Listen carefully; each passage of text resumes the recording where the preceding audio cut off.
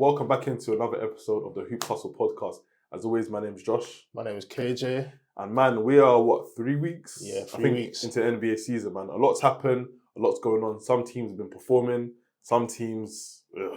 Yeah, man. Yo, let's start off where the team is hot. The Lakers, man. They've been on fire.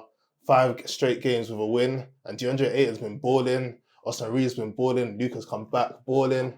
Yo, tell me your thoughts. Honestly, man, with DeAndre Ayton, you mentioned him. I don't know why people are surprised. When there's a contract here for any NBA player, they're going to go out and do whatever they can to secure that next contract. So I wasn't really too surprised with what I've seen from him so far. He's given the Lakers much needed defense, a center that can block shots. And you know what, his mid-range game is automatic, bro. Like, automatic. People are forgetting he's a number 1 pick. And you're not a number 1 pick for just any random reason, unless you're Anthony Bennett. But DeAndre Ayton, he's been balling, man. He's been getting rebounds. He's arguably kind of been like one of the best players on that team. Facts. Like, yes, Luka and Austin Reaves been going for crazy numbers, but he's been holding the fort down, playing against San Antonio Spurs. What people have been gaslighting Wemby, saying, he's this, he's that. Obviously he is, but defensively, they fired him out. You know, obviously the big thing with Ayton is that a lot of people said that Ayton, he needs motivation. He's not someone that performs every single night. But you know, when you're playing with the Lakers, the biggest franchise in NBA history, you're going to bring it every night, man. So I've been really, really surprised with what I've seen from him. And you know what, the others as well, man. JJ Redick has them playing some elite basketball right now. He won against Portland, who, they're not like a great team, but they're a decent, scrappy They've been team. getting wins. Facts. And that's without Luka, LeBron, and Reaves as well, man. The role players stepped up. Marcus Smart's been a great addition. Rui's been balling out as well, man. I don't want to get ahead of myself, man, but I'm liking what I'm seeing from the Lakers so far. Like you said, it is early days. Like, we can't get too ahead of ourselves. But they have had some tough competition. But the key thing is, the GOAT ain't back yet. Yeah. And the thing is, LeBron ain't no person that's going to take away from players. Like, he's one of the greatest players to ever play, so he's going to fit right in. You know what, some people are talking a bit crazy when it comes to LeBron. A lot of people are saying they would prefer LeBron to either get traded or just sit out because the team is gelling right now. But it's like we're 9 games into the season, people are getting ahead of themselves. I think when LeBron comes back here, it's just going to add to the team. You're bringing one of the greatest players of all time who can do it all. He can plug and play. Whatever you need him to do, he could do it. And it takes all that pressure off LeBron to be the number 1 scorer, be the ball handler when you got Luka and Reaves balling out. See, and the thing is with LeBron, we know he likes the ball too much, but he's the kind of player with the IQ that knows, you know what, my team's actually balling. Like, it's Luka's team now. Austin Reaves is playing lights out, averaging 31 points a game. Yeah, it's like with Luka averaging 40 points a game. It's just like, you know what, let me just get a young 23, 24, 25. And then, you know, when it comes playoff time, that's when you know you're going to lead LeBron. But yeah. Nah, but again, I can't remember who we picked for Coach of the Year, but JJ Redick needs some recognition so far. This early in the season, but he needs a lot of recognition for what he's done with this Lakers team. Would you say JJ is a top 5 coach in the league? I mean, we're only 9 games into the season. I'm not going to get ahead of myself. But so far in this season, 100%. Easily. But moving on to a different team. So we've obviously spoken about the Lakers who are right now achieving some great highs. But unfortunately, my Orlando Magic. What the hell is going on in Florida? Orlando Magic, Paolo Banchero, who I thought was going to have a big season this year. Again, we're still early, but it hasn't come to fruition. I think with Orlando Magic, they've got good players. It's just they're not gelling right now. Yeah. I think the Desmond Bane trade, he's a good player. Is he the right fit, though? Is he the right fit with Franz Wagner? Yeah. Obviously, they lost Cole, but is he the right fit with Suggs, Banchero, the Wagner brothers? Like, you tell me. Do you know what? I think with Desmond Bane, I think it's a case where he's been a scorer in Memphis. He's coming into a new team with a lot of offensive firepower. And I think the best role for him is a proper 3-and-D role. We don't really need you handling the ball. We just need you to space the floor, allow Paolo and France to operate, man. Because they're going to get 22 to 25 points by themselves. But another thing as well, man, Paolo needs to understand that he's not Carmelo Anthony. Paolo needs to play more like LeBron James. You are 6'10", 240, 250, athletic. Brother, get downhill and get in the paint. Go to work. Like, I've seen his stats where his mid-range is like one of the lowest ever in NBA history, but his free throw rate when he drives is one of the highest. Bro, just continue driving the ball, man. Get to the line, get easy buckets. That's all you need to do, man. Why is that? Because I see that with a number of players that they're offensively big and dominant, but they want to make the game a lot harder for themselves by shooting threes. Because last year Wemby was averaging about 9 threes a game, and obviously now he's taking it down to about 3, 4, and you can see him dominating the paint because he knows his size. Like, why is it that players like Paolo are too reliant on the shooting? Honestly, I blame Steph Curry. I don't know what it is, but I think it's an offensive shooting league right now, man. A lot of players want to have that. You know, a lot of players look up to Kevin Durant. That's another player who I blame. Everyone can't be KD, man. He's one of one, man. Like, he's literally one of one. Not everyone can shoot the ball like KD, so a lot of players try to emulate his game. I mean, it looks nice, bro. Like, it's KD, bro. It looks nice when he plays.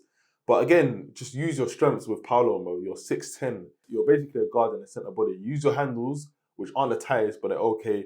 Get downhill, man. Get some free throws. Get easy buckets for yourself. But again, it's still early into the season. We've still got a long way to go. And like I said, I don't really start paying attention to the standings until like January, February time. So Magic could flip it around. Hopefully, we'll see. Yeah, because last season we had the Golden State Warriors off to a crazy start, and then mid-season they started petering out. So that's why with teams, even with the Lakers, I'm not super excited just yet because, like you said, it's early days. You want to peak at the right time, man. You really want to peak at the right time. I think teams who start off so hot, but then as the season gets on, teams kind of figure you out, and then you haven't got anything else to go back on. So I think if the Lakers, for example, who started off well, obviously it's going to be hard to maintain this amazing record they have, but if they can just continue just to go through the marathon, peak at the right time, nearing the playoffs, we should be all right, man. Yeah. But another team that's not peaking is the Memphis Grizzlies. Ooh, man. Yo, is it time for a shake-up in the Memphis? Because I know we've been talking about it, but seeing what Ja Morant had that whole altercation with the coach and then his interview with the media, like, what's your thoughts? It's not looking good right now, man. Did you see the clip of KD talking to his dad? It literally came out a few hours ago. KD was basically saying, enjoy your time. This is your last weekend here. Does KD know something that us fans don't know? But I'm not going to lie, man. With Ja Morant, man, I think we spoke about this earlier a few weeks ago where we said we don't really understand the direction the Grizzlies are going in, man. I don't think Jaren Jackson's the number 2 on the championship team. Ja could be a number 1, but I don't know, man. He needs to figure it out, man. He hasn't really played the best basketball. The off-court antics aren't really good, man. And again, you've given him a lot of money already, so I wouldn't say blow it up and trade him, but right now, it may be trending that way. I think they need to blow it up. I think the culture that they've set is breaking right now. Especially getting rid of a coach that they've been doing so well. They were ranked number 2 in like the couple seasons before Ja Morant had all his altercations. Like getting number 2 seed every single year running. I think getting rid of that coach, like they've now built a new culture, and the culture we don't even know what the identity is. Before we knew it was gritty, hard play when they had Dylan Brooks, Desmond Bain, and Ja Morant, Triple J. Now it's like you can see there's no vet leadership in that locker room. Facts. You know what's so mad, yeah? Even though he was a pain to the team, he was also great for the team as well. But Dylan Brooks, a lot of people have said that since Dylan Brooks left, the culture has died down, and I agree with that 100%, man. Like, you can see his presence is massively missed. There's just no identity. They're trying to play a different play style right now with Ja. You know, he doesn't really like it. He wants to be on the ball more.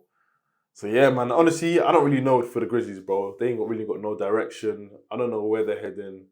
And we'll see at the trade deadline. Do you think the Grizzlies could end up trading Ja? I think so. And I think even sooner rather than later. The reason why is, like, you can tell there's definitely a coach and player conflict.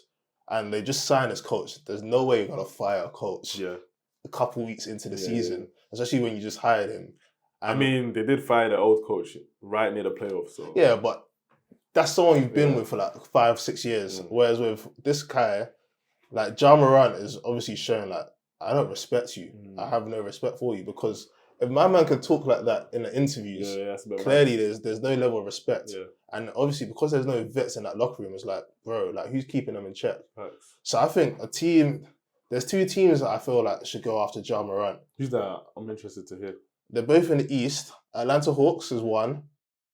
And then potentially Miami Heat.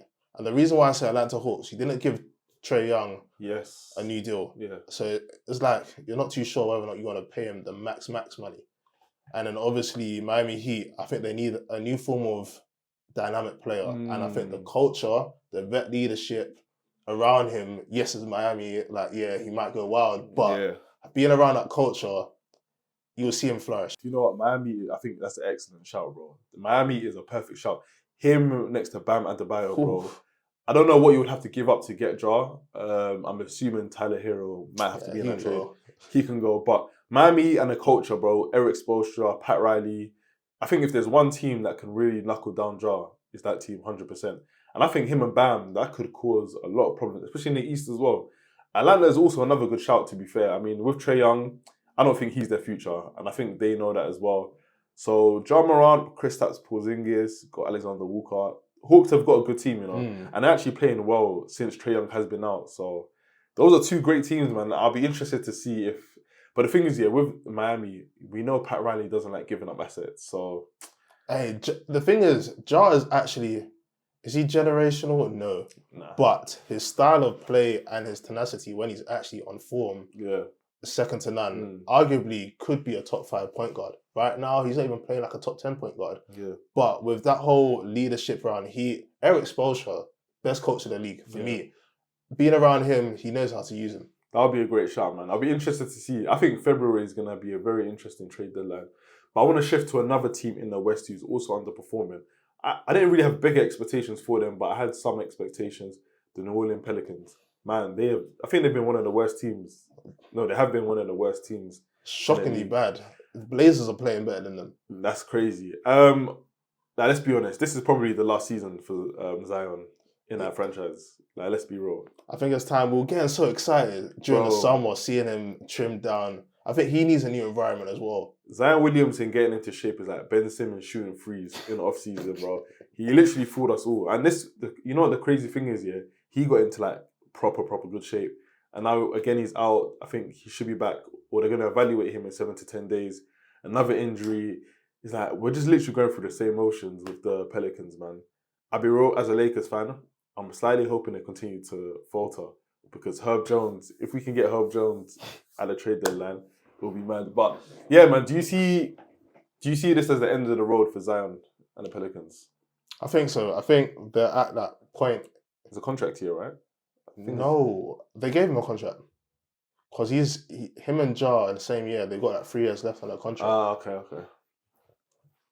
But what is his trade value right now?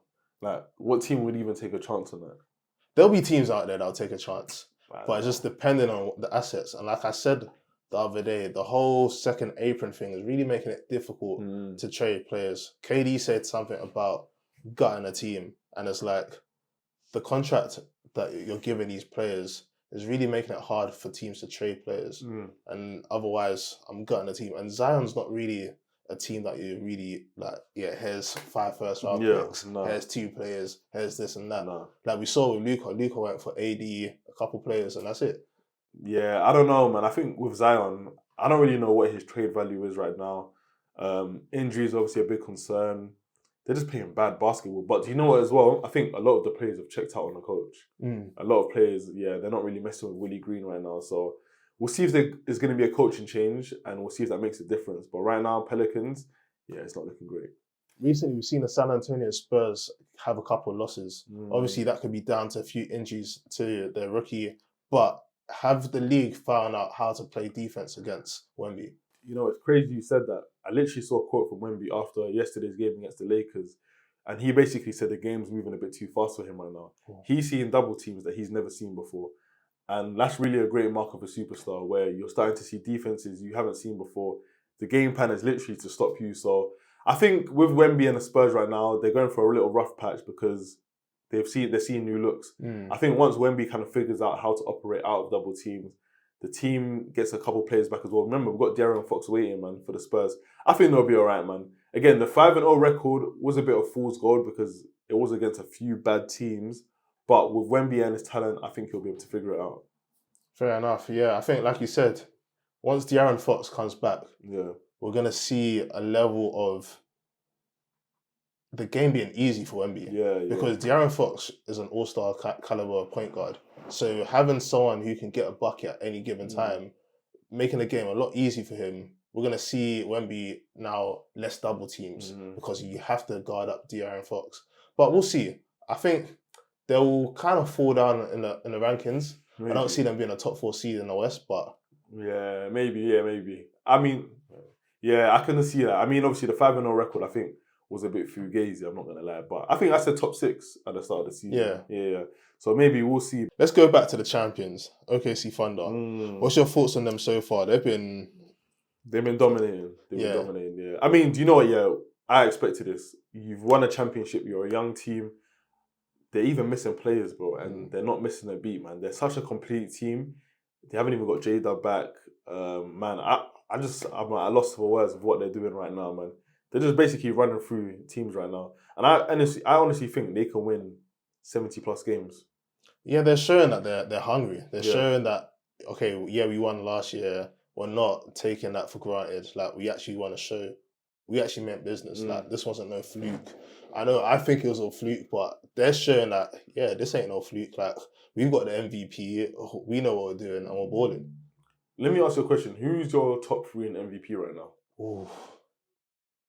I'm going to exclude Luka from that list. Ooh. Only because he's been out a couple of games. He's missed, 4 games? Yeah, okay. And so Lakers been ticking along fine. If he's played a lot more games, he'll be number 1 for me. Sure. But number 1, I'm probably going to have to give that to Giannis. Yeah. Giannis has been dominating the league, and I think we're seeing the evidence of it.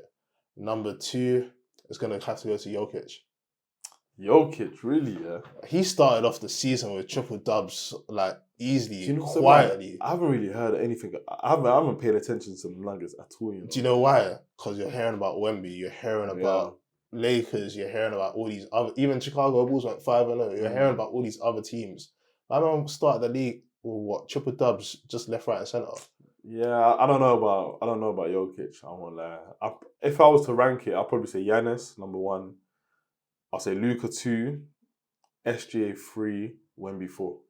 SGA is 3 for me, but the only reason why I'm saying Luka out, if Luka played all these games, number 1, you can't be averaging 40 points, 10 assists, and 9 rebounds. It's crazy. Yeah.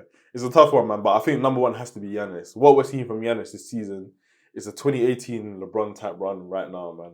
Like, game winners, bro, just dominance, and his efficiency, bro, is disgusting. So, yeah, right now, we'll see how it shakes up later on in the season. But that's it, guys. Another episode of the Hoops Hustle podcast. As always, make sure you like, comment, subscribe, follow the page, man. Follow us, engage with us as well. And, yeah, that's it.